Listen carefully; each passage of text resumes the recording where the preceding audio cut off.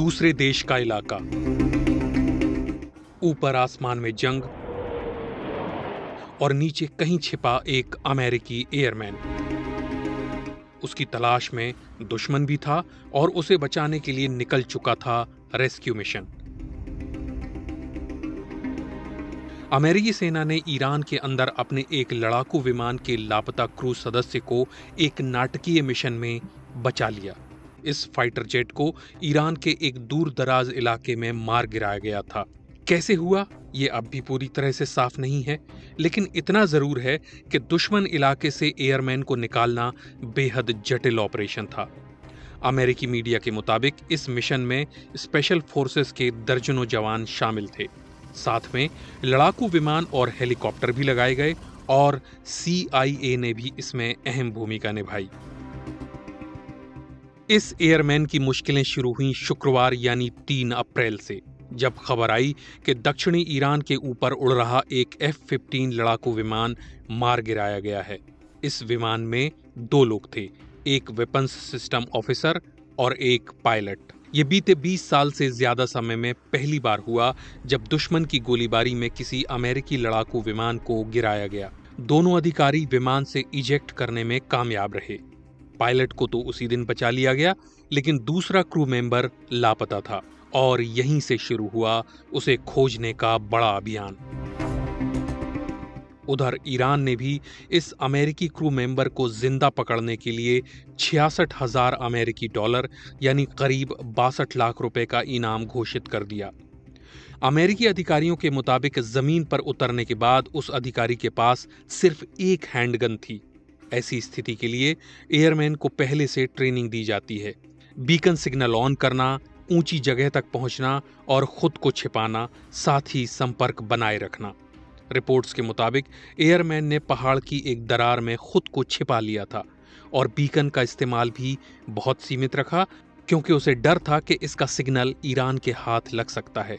इसके बाद वो बचाव दल का इंतजार करता रहा। ट्रंप प्रशासन के एक वरिष्ठ अधिकारी के मुताबिक रेस्क्यू ऑपरेशन में CIA की भूमिका बेहद अहम रही। CIA ने ही एयरमैन की सटीक लोकेशन ट्रैक की और ये जानकारी पेंटागन को दी।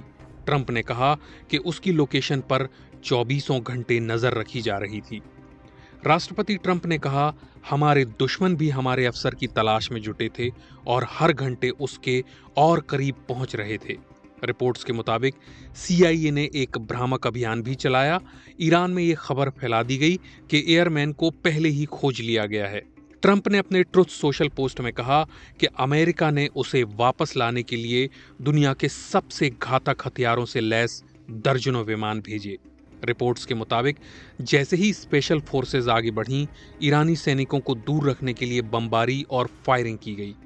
अमेरिकी मीडिया ने यह भी बताया कि रेस्क्यू टीम को निकालने के लिए भेजे गए 2 ट्रांसपोर्ट विमान उड़ान नहीं भर सके। बाद में उन्हें दुश्मन के हाथ लगने से रोकने के लिए नष्ट कर दिया गया। इसके बाद स्पेशल फोर्सेस के 3 और विमान वहां पहुंचे और क्रू मेंबर को बाहर निकाला। BBC वेरीफाई से पुष्टि किए गए वीडियो और तस्वीरों में मध्य ईरान के पहाड़ी इलाके में धुआं छोड़ता विमान का मलबा देखा गया। बताया गया है कि ये जगह इस्फहान शहर से करीब 50 किलोमीटर दक्षिण पूर्व में है। ईरान की सेना का दावा है कि इस ऑपरेशन के दौरान अमेरिका के 2 C-130 विमान और 2 ब्लैक हॉक हेलीकॉप्टर नष्ट कर दिए गए। ईरानी सेना ने कहा कि दक्षिणी इस्फहान के एक एयरपोर्ट पर चलाया गया अमेरिका का भ्रामक और फरार होने का मिशन पूरी तरह विफल कर दिया गया। ईरानी सरकारी मीडिया ने यह भी कहा कि IRGC ने इस्फहान के ऊपर एक अमेरिकी ड्रोन को मार गिराया। हालांकि इन दावों की भी BBC स्वतंत्र रूप से पुष्टि नहीं कर सका है। अधिकारियों के मुताबिक अमेरिकी समयानुसार आधी रात से पहले ऑपरेशन पूरा हो गया। एयरमैन को इलाज के लिए कुवैत ले जाया गया।